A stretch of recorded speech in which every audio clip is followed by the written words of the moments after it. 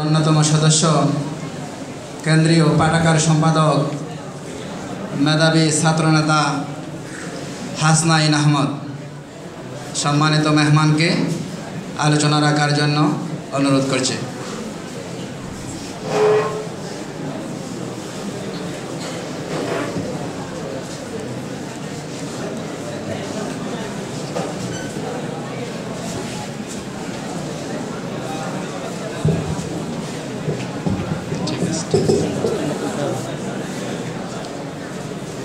আউযু বিল্লাহি মিনাশ শাইতানির রাজীম।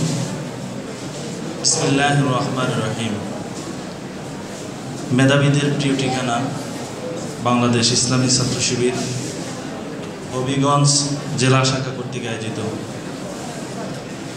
2017 সেশনের এসএসসি এবং দাখিল পরীক্ষায় জিপিএ 5 কৃতি ছাত্রছাত্রীদের নিয়ে আয়োজিত আজকের এই জিপিএ 5 সংবর্ধনায় উপস্থিত আজকের এই অনুষ্ঠানের সম্মানিত সভাপতি ইসলামী ছাত্র শিবির হবিগঞ্জ জেলা শাখার সম্মানিত সভাপতি আমাদের সকলের প্রিয় ভাই গোলাম মোস্তফা ভাই, উপস্থিত আজকের এই অনুষ্ঠানের সম্মানিত বিশেষ অতিথি বাংলাদেশ জামাত ইসলামী হবিগঞ্জ জেলা শাখার সম্মানিত আমির মাওলানা মুখলেসুর রহমান, উপস্থিত আজকের এই অনুষ্ঠানের আরেক বিশেষ অতিথি জনাব গাজীপুর হবিগঞ্জ জেলা শাখার সম্মানিত সেক্রেটারি কাজী মহসিনুল কবির, আরও উপস্থিত আছেন অন্যান্য মেহমানবৃন্দ। আমার সামনে উপস্থিত আজকের এই অনুষ্ঠানের মধ্যমণি কৃতি ছাত্রছাত্রী ভাই বোনেরা এবং উপস্থিত আছেন আমাদের সম্মানিত অভিভাবকবৃন্দ, সম্মানিত উপস্থিতি, সালামু আলাইকুম ওয়া রাহমাতুল্লাহি ওয়া বারাকাতুহু। ভালো আছেন সবাই?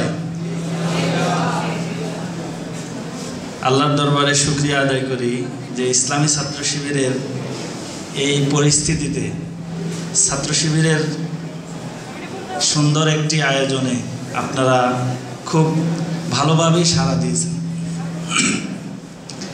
ইসলামী ছাত্র শিবিরের বর্তমান যে পরিস্থিতি যাচ্ছে, আমাদের মা বাবারা এখানে আছেন আর আমাদের যারা ভাই বোনরা আছেন, আপনারা সবাই জানেন যে আসলে ইসলামী ছাত্র শিবির যে এরকম প্রোগ্রাম করতে পারে, এটা বর্তমান প্রেক্ষাপটে বর্তমান মিডিয়া এবং অপপ্রচারের মাধ্যমে আমরা কি বলতে পারি যে ছাত্র শিবির এত সুন্দর প্রোগ্রাম করতে পারে। আমাদের ধারণা হচ্ছে ছাত্র শিবিরের হাত থেকে যদি আজকে এখানে একটি ক্রেস্ট দেয়া হয় তাহলে হয়তোবা ক্রেস্টের ভিতরে একটা কি থাকতে পারে, হ্যাঁ কি ধারণা বলেন দেখি? অনেকের মধ্যে ধারণা আছে ছাত্র শিবিরের পক্ষ থেকে একটা ক্রেস্ট নেওয়া হবে, ক্রেস্টের ভিতরে হয়তোবা কি আছে।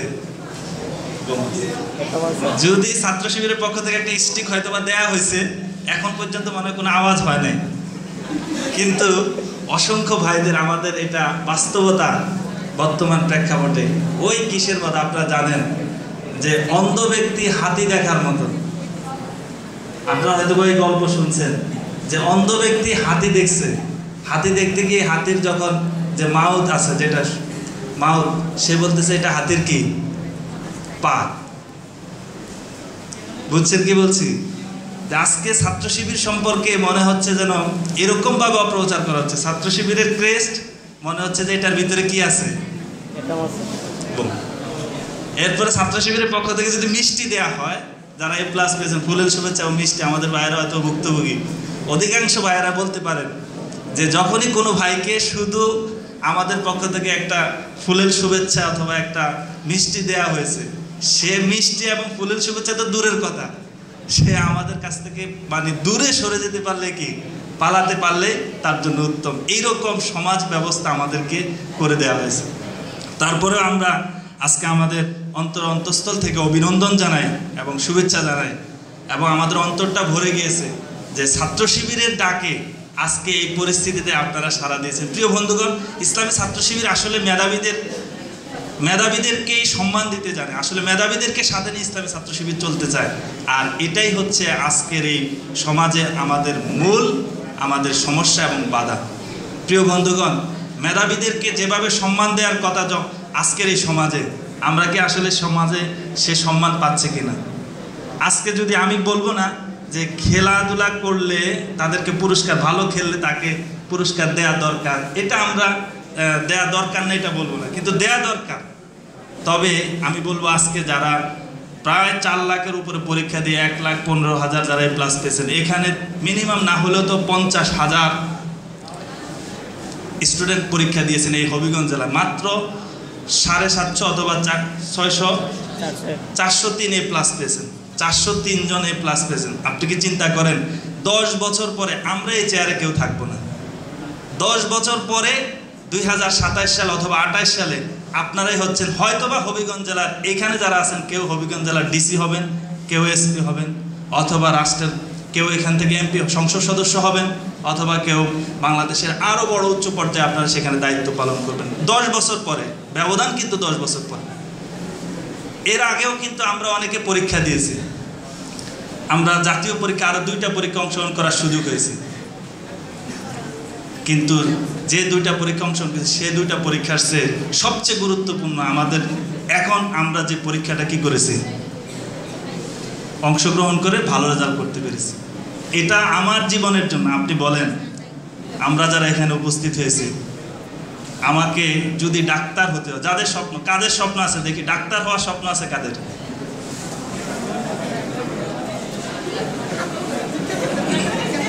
কম। আচ্ছা ঠিক আছে, জি। ইঞ্জিনিয়ার হওয়ার স্বপ্ন আছে যাদের?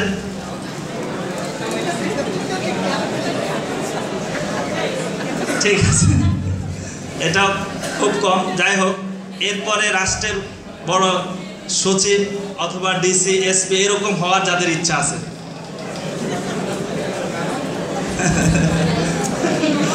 আচ্ছা ঠিক আছে, জি।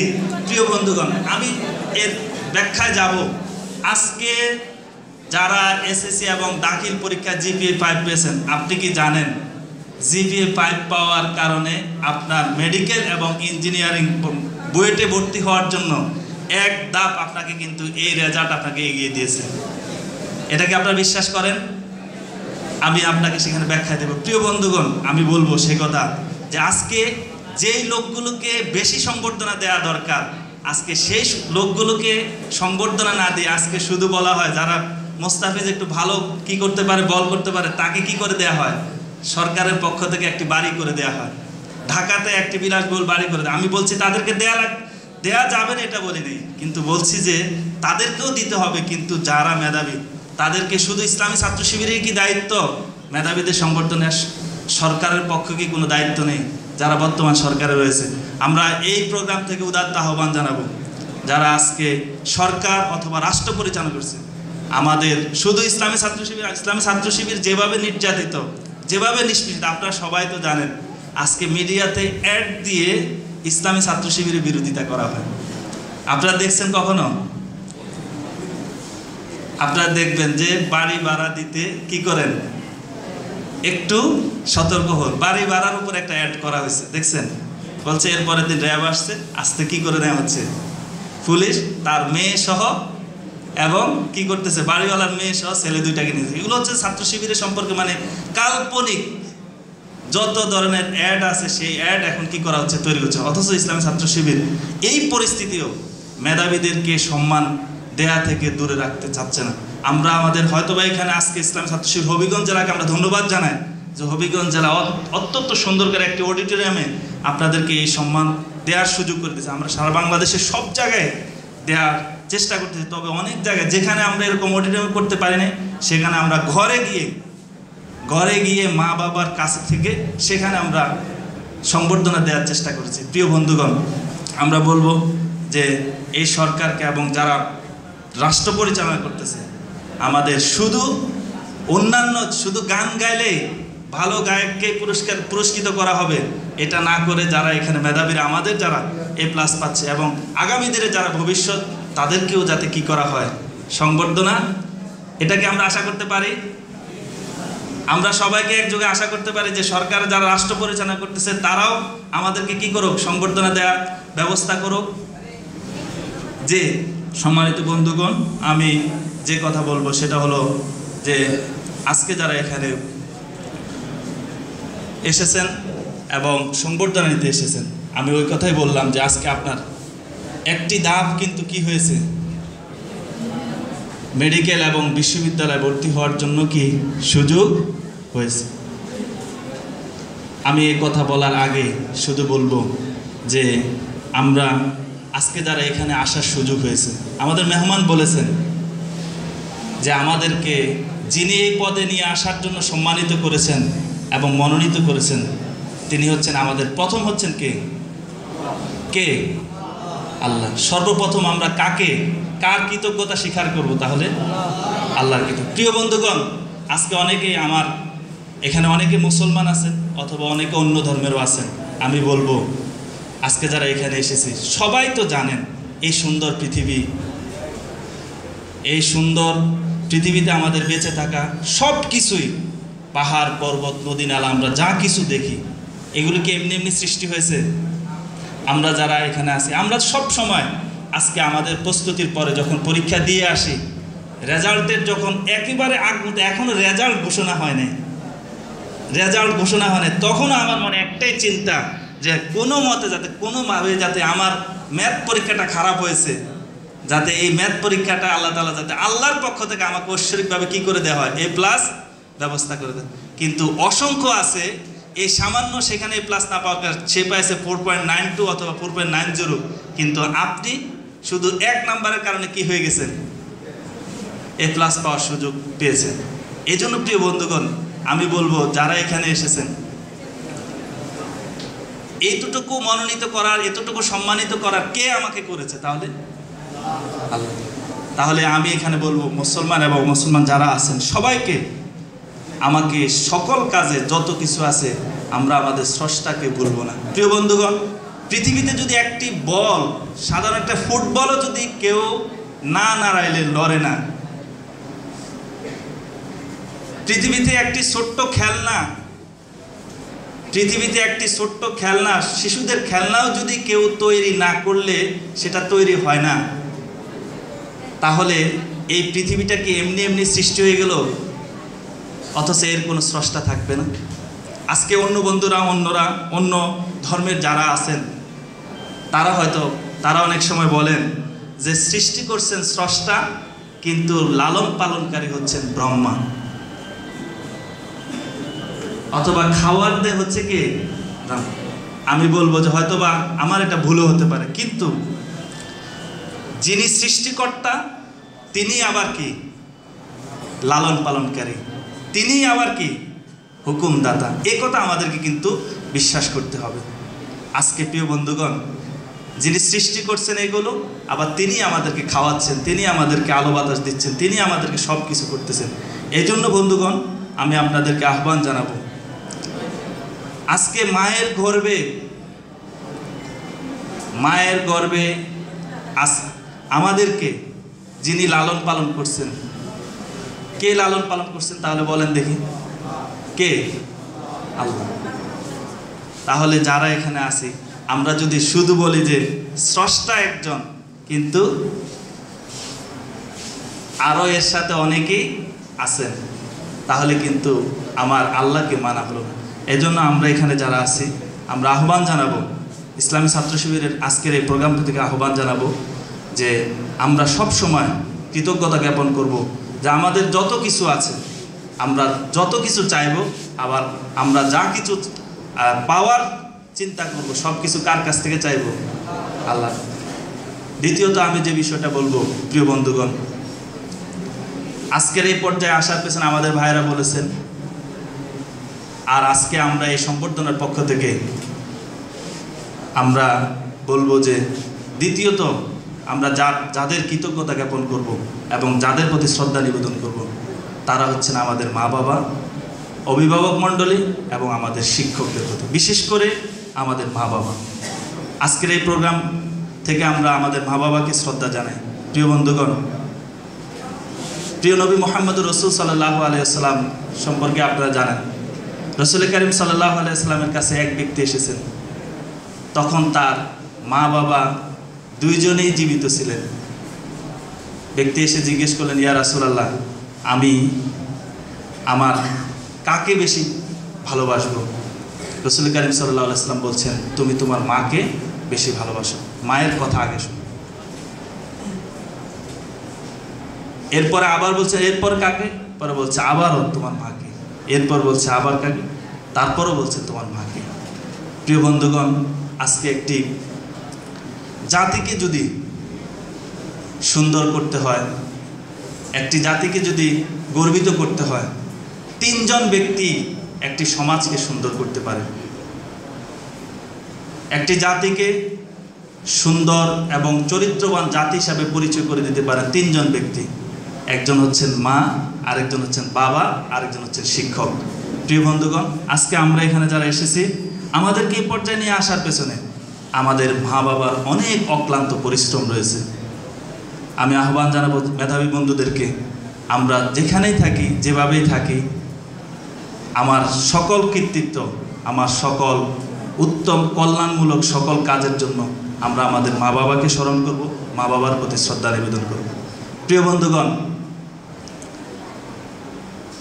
তৃতীয় যে বিষয়টা বলবো, যে আমরা যারা এখানে এসেছি, ইসলামী ছাত্র শিবির আপনাদেরকে যাদেরকে এখানে নিয়ে এসেছেন, ইসলামী ছাত্র শিবির শুধু স্বপ্ন দেখানোর জন্য, মেধাবীদেরকে স্বপ্ন দেখানোকেই নিয়ে চিন্তা করে থাকে। ইসলামী ছাত্র শিবিরের লক্ষ্য উদ্দেশ্য অথবা ভীষণ আপনারা জানেন। আমাদের একজন বোন বক্তব্যতে বলেছেন যে ওনারা যাতে সৎ, দক্ষ, দেশপ্রেমিক নাগরিক হতে পারেন। ইসলামী ছাত্র শিবিরের ভীষণও সেটা, যে আমরা একটি সৎ, দক্ষ এবং দেশপ্রেমিক নাগরিক তৈরিতে ঐক্যবদ্ধ। আজকে যারা এখানে এসেছেন, আমরাও চাই আপনারা যাতে আগামী দিনের একজন সৎ, দক্ষ এবং দেশপ্রেমিক নাগরিক হতে পারেন। সেজন্য যে বিষয়টা করতে হবে, প্রিয় ভাইয়েরা, আমি আপনাদেরকে বলবো, আপনাদেরকে স্বপ্ন দেখতে হবে। কি স্বপ্ন দেখতে হবে? যেটা আপনারা এখানে যারা ইঞ্জিনিয়ার হওয়ার জন্য হাত তুলেছেন, যারা এখানে ডাক্তার হওয়ার জন্য হাত তুলেছেন, আমি আপনাদেরকে বলবো যে আপনারাই কিন্তু পারবেন। আজকে যারা A+ পায় নাই অথবা GPA পাওয়ার সুযোগ হয় না, তাদের কিন্তু এই সুযোগটুকু হয় নাই। প্রিয় বন্ধুরা, আপনার যে সুযোগটুকু এখন হয়েছে, তাহলে এখন আপনাদেরকে কি করতে হবে? কি করতে হবে? ডাক্তার হওয়ার যে স্বপ্ন, সেই স্বপ্নের জন্য আপনাকে পরিশ্রমী হতে হবে এবং অধ্যাবসায় করতে হবে। যদি আপনি জানেন না ডাক্তার হওয়ার ক্ষেত্রে এবং ইঞ্জিনিয়ার হওয়ার ক্ষেত্রে অথবা বিশ্ববিদ্যালয়ে ভর্তি হওয়ার ক্ষেত্রে আপনার এই রেজাল্টটা কত বেশি উপকারী। আবার সেই সময় আপনি মনে করেন যে পয়েন্ট বিশ্ববিদ্যালয়ে ভর্তি হওয়ার ক্ষেত্রে কত? 0.01। এই 0.1 এর জন্য আপনার চান্সটা কি হয়ে যাবে? কি হয়ে যাবে? অসংখ্য লোক দেখা যাবে সেখানে বিশ্ববিদ্যালয়ে ভর্তি হয়ে যাবে অথবা ডাক্তার হয়ে যাবে, কিন্তু আপনার কি হবে না? সেই সুযোগটুকু হবে না। কিন্তু আপনাকে এখন এই যে GPA 5 আপনি যে সুযোগটুকু পেয়েছেন, মেডিকেলে ভর্তি হওয়ার জন্য পরীক্ষা হয় কত মার্কের? কে বলতে পারবে? কত মার্কের? 200 মার্কের। আর আপনার এখান থেকে যোগ হবে কত নাম্বার? এখান থেকে আপনার SSC থেকে যোগ হবে কত নাম্বার? কেউ বলতে পারলেন না? হ্যাঁ, 5 8 40, 8 করে যোগ হবে। আপনার SSC থেকে যোগ হবে 40 নাম্বার। দেখেন, আপনাকে কিন্তু 40 নাম্বার এখনই কি করে দিছে?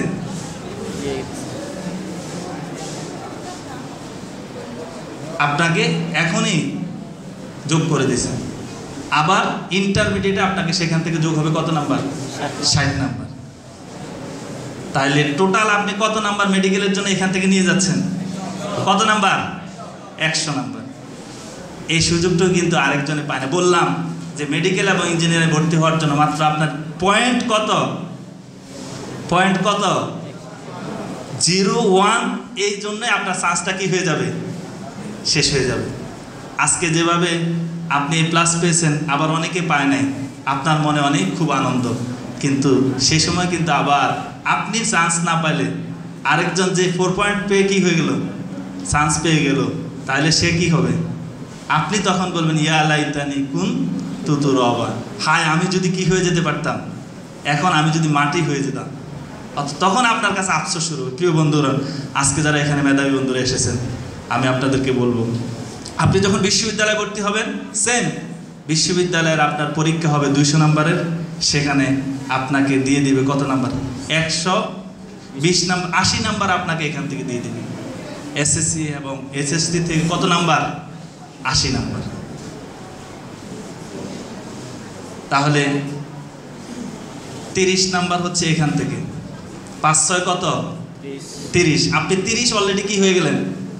পেয়ে গেলেন। 30 নাম্বার এখন আপনার যোগ হয়ে গেছে বিশ্ববিদ্যালয়ে ভর্তি হওয়ার জন্য। আর ইন্টারে যদি আপনি কি পান? জিপিএ 5 পান, তাহলে আপনি কত পাবেন? 50। 5-10 কত? 50। তাহলে আপনি সেখানে পেয়ে গেলেন কত? 50। আর এখন 30, কত নাম্বার?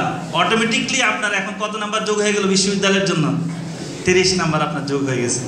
আর যিনি পায় না, যিনি জিপিএ 5 পায় না, অথবা A- পেয়েছে অথবা 4 পয়েন্ট পেয়েছে, তার জন্য কিন্তু অনেক কম নাম্বার চলে আসছে। এজন্য যারা এখানে জিপিএ 5 বন্ধুরা এসেছো, আমি তোমাদেরকে আহ্বান জানাবো, তাহলে কীরকম হতে হবে? পরিশ্রমী হতে হবে। আমি বলবো যে যদি স্বপ্নকে বাস্তবায়ন করতে হয়, এপিজে আব্দুল কালাম কে? ভারতের সাবেক রাষ্ট্র, কি বলছেন? যে স্বপ্ন সেটা নয় যেটা ঘুমিয়ে দেখা হয়, স্বপ্ন সেটা নয় যেটা কি করা হয়? ঘুমিয়ে দেখা হয়। স্বপ্ন সেটা যেটা কি করা হয়? তোমাকে কি করতে দেয় না? ঘুমোতে দেয় না। তোমাকে ঘুমোতে দেবে না, সেটাই হচ্ছে স্বপ্ন। প্রিয় বন্ধুগণ, তাহলে শুধু আমি ইঞ্জিনিয়ার হব, আজকে যারা অনেকে হাত তুলেছেন যে আমি ডাক্তার হব, আমি ইঞ্জিনিয়ার হব, আমি আপনাদেরকে বলবো তাহলে এখন থেকে কি করতে হবে? এখন থেকে কি এই স্বপ্ন কি আপনাকে ঘুমাতে দিবে? এখন থেকে কিন্তু আর এই স্বপ্ন আপনাকে কি করতে দিবে না। কি এখন তো অনেকে আমরা কি করছি যে A+ পাওয়ার পরেই এই বাড়ি সেই বাড়ি এদিকে ওইদিকে, কিন্তু আপনি যে দেখেন ঢাকাতে অসংখ্য ভাইরা অসংখ্য বোনেরা তার ফিজিক্স কেমিস্ট্রি ম্যাথ বায়োলজি বই কিনে অলরেডি অর্ধেক শেষ করে ফেলছে। আমরা এখানে আসি, গ্রামে আসি, কিন্তু আমরা এখনো বইও কেনার কি করে নেই, সুযোগ পাইনি। এই জন্য যারা জিপিএ পেয়েছেন অথবা যারা ডাক্তার হতে চান এবং ইঞ্জিনিয়ার হতে চান, এখন থেকে বইয়ের কালো ইন্টারমিডিয়েটে আপনার কিন্তু সময় খুব কম পাবেন না, বেশি পাবেন। যেরকম রেজাল্টের মূল্য যেরকম বেশি, সেম আপনার কি সময়টাও খুব কম। আপনি অনেক সময় পেয়েছেন এসএসসি এবং দাখিলে, কিন্তু সামনে পাওয়ার সুযোগ নেই। এই জন্য প্রিয় বন্ধুগণ, যদি কম সময়ে ভালো রেজাল্ট করতে পারেন, সেটাই কি সফল। তাইলে এখন থেকে আমরা কি করব?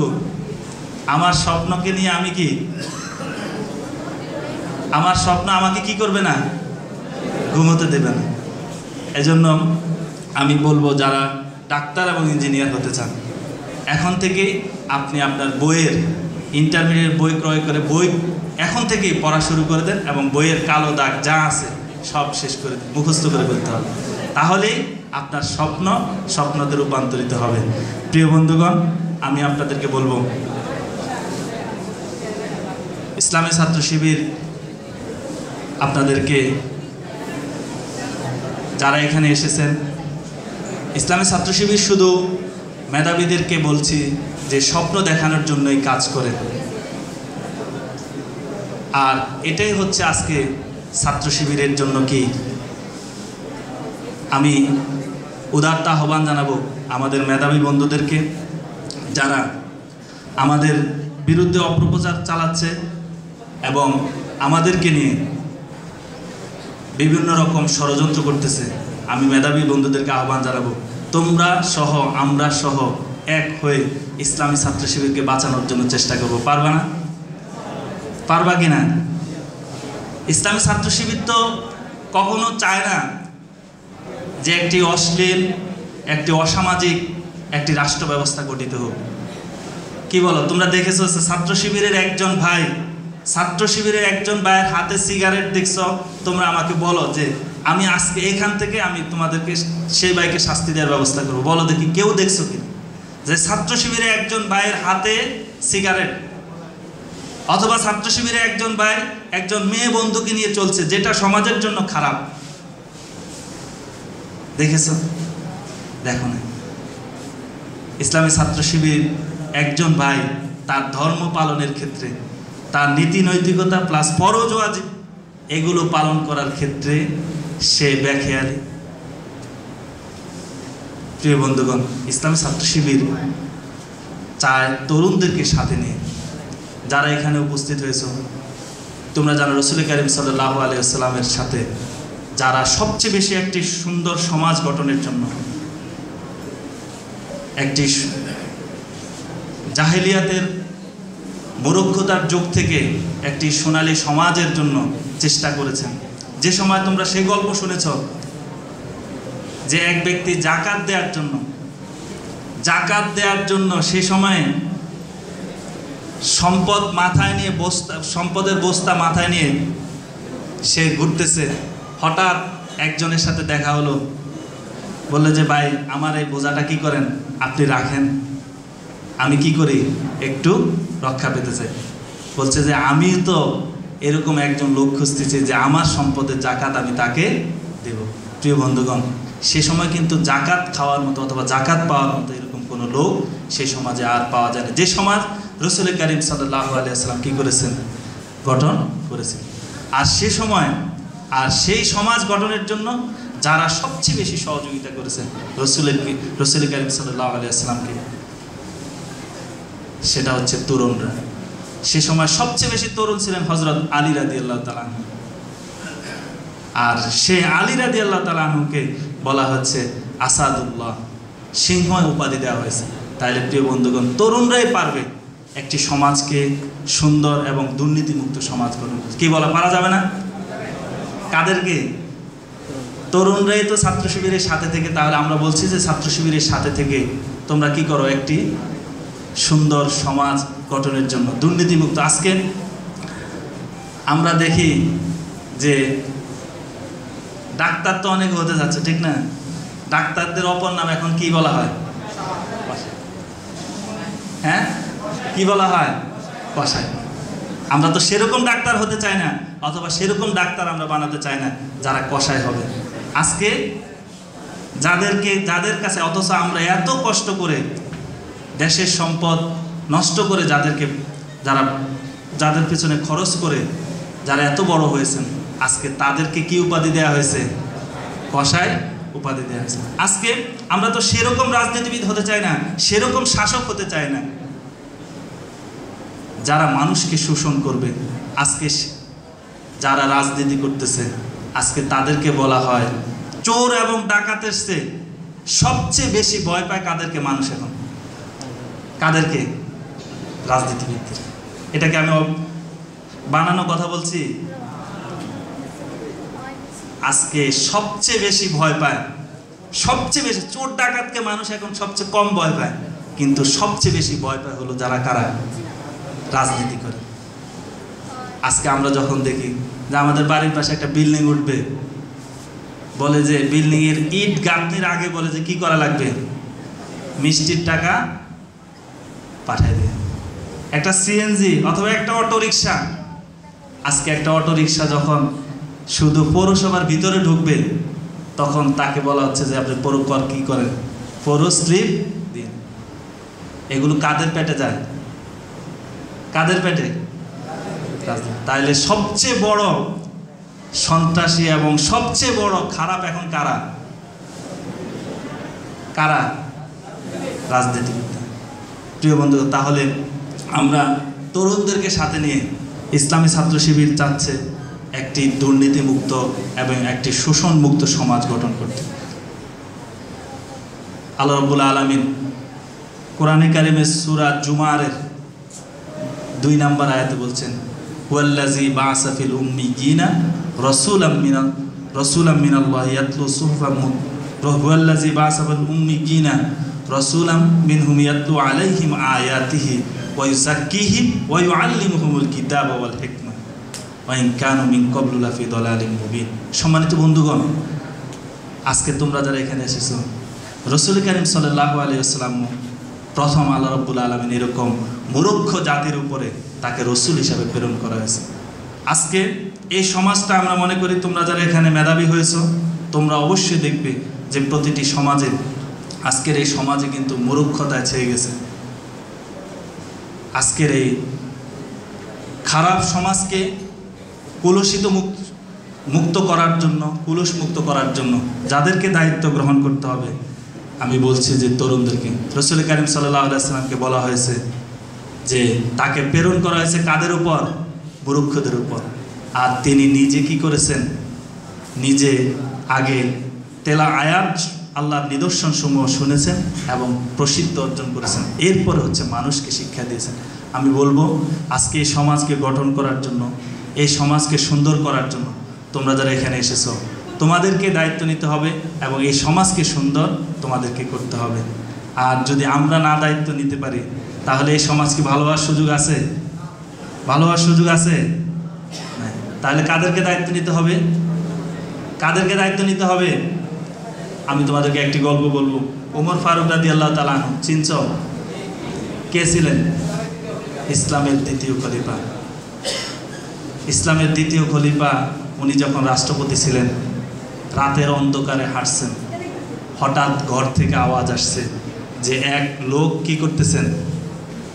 চিৎকার দিচ্ছেন, একবার ঘরের ভিতরে যাচ্ছেন এবং বের হয়ে আসতেছেন। ওমর ফারুক রাদিয়াল্লাহু তাআলা তখন কি ছিলেন? কি ছিলেন? রাষ্ট্রপতি। প্রিয় বন্ধুগণ,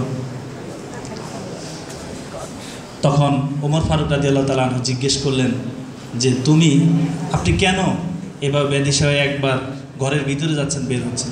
বলছে যে আমার স্ত্রীর প্রসব বেদনা উঠেছে, সে কী করবে, সন্তান প্রসব করার সময় হয়েছে, এই জন্য আমার বাসায় কোনো কি নেই, লোক নেই যে তাকে সহযোগিতা করবে, অথবা কোনো মহিলা নেই তাকে সহযোগিতা করবে।